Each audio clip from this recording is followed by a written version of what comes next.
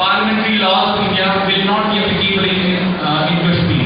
But right now, out of 395 articles, 260 are applicable in Kashmir, and remaining 135 are those which are identical to the Constitution of Kashmir. Kashmir used to have Prime Minister rather than Chief Minister after 1958, but now that has also repealed and it's become Chief Minister. Even 3 days back, Prime Minister of India, he again talked about autonomy, he talked about Article 370. But now, the whole dynamics in Kashmir has changed. It has not changed, but Kashmiris have never asked for Article 370, they have never asked for special status. Though they safeguard it because it provides them some kind of safety. But they never demand it. The demand Azadi doesn't mean autonomy, nor does it mean Article 370. So Indian state has always tried to delete the real issue. And the slogan of Azadi is translated into autonomy. Okay, Kashmiris want autonomy, so we'll discuss it under the Indian Constitution. One more myth that Kashmiris reflect that they are part of Indian state by participating in elections. The discourse of elections is considered as a guarantee of democracy in India. It's considered as that India is a democratic country compared to Pakistan, Bangladesh, Sri Lanka or any other country because it has regularly, after every 5 years there are elections and states conduct elections.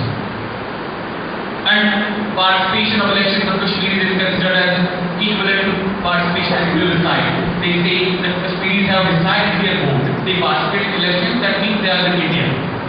Even in 2008 elections, when people voted for National Conference or PDP, there was a huge jubilation, there was celebrations in Delhi that now Kashmiris showed that they are part of India. Even President of the National Congress, Sonia Gandhi, she gave a statement that it doesn't matter which party they voted, but this vote is for India.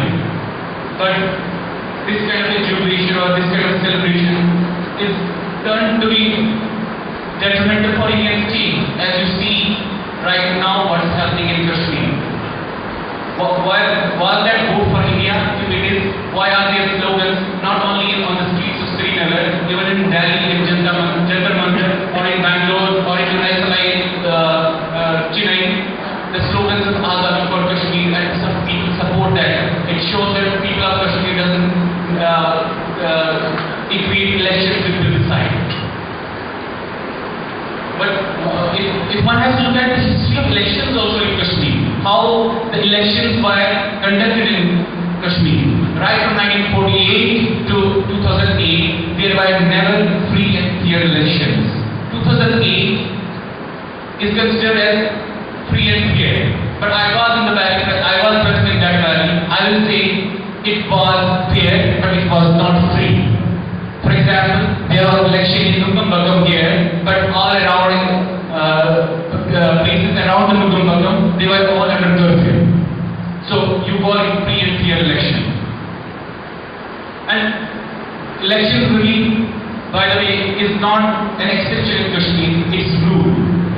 They are having elections again in Kashmir right from 1947 to 2008, and it's done deliberately so that their puppet regimes will rule over Kashmir.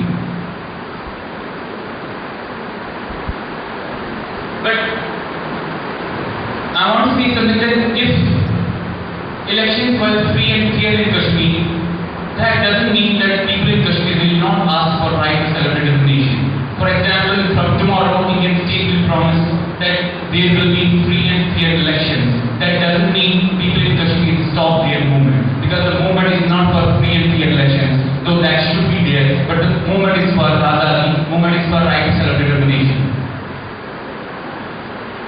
One more argument is put forward that because Kashmir became part of India, so a lot of development happened which otherwise would not have happened. So even recently when the agitation was happening, when uprising is there, people are on the streets, the so-called experts in Kashmir, experts on Kashmir are discussing in TV channels that as agitating. No doubt people in Kashmir need development. They need schools, they need college, they need roads.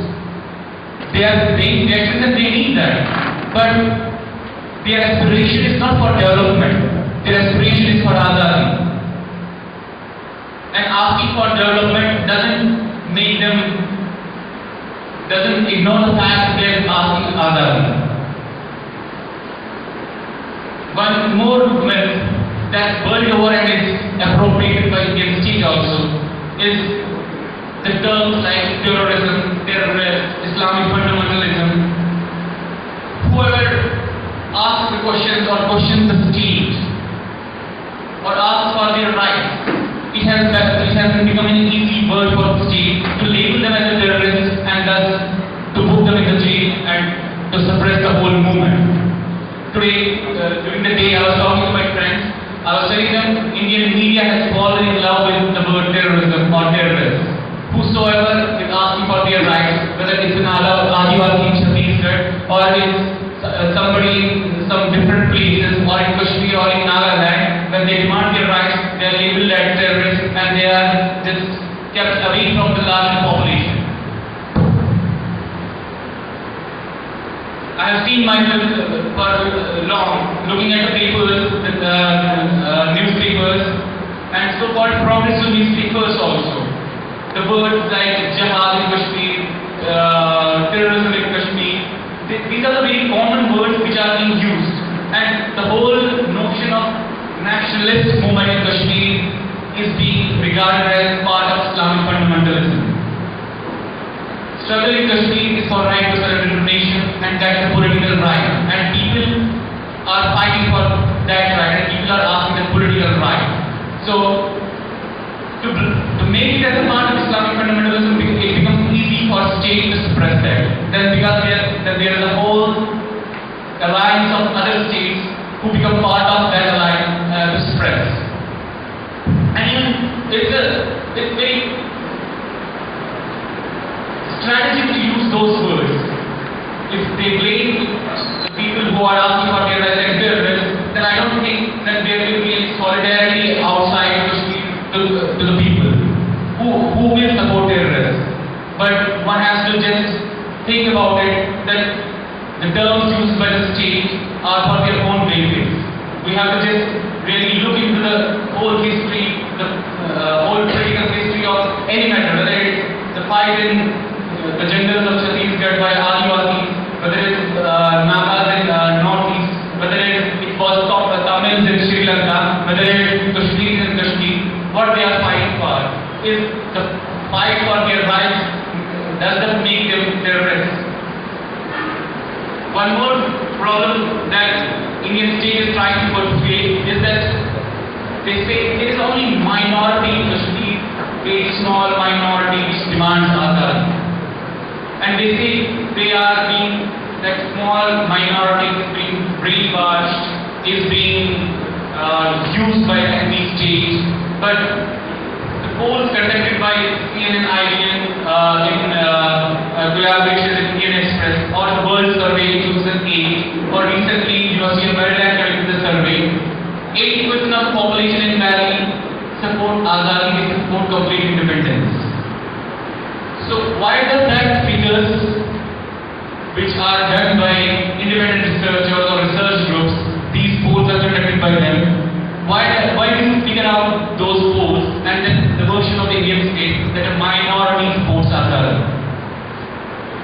Even right now when small kids or boys, women, girls are coming to the streets and demanding Azadi, even the Home Minister of Indian state, he just said, he made one clear statement that they are inspired by LGBT groups. Even the 9-year-old boy who was shot at head and he died, he was a part of LGBT according to the Home Minister. Why I'm saying here that we need, as an Indian citizen who are taxpayers, they need to question all this. Because it's their tax-paying money which are used for the bullets to kill innocent kids. That gives you the morality of all Indian citizens come under check. So they need to question the Indian state, what they are doing. One more thing which I want to put forth is that we need to understand all these things in a very broader perspective also. The whole project of the nation state, the modern nation state.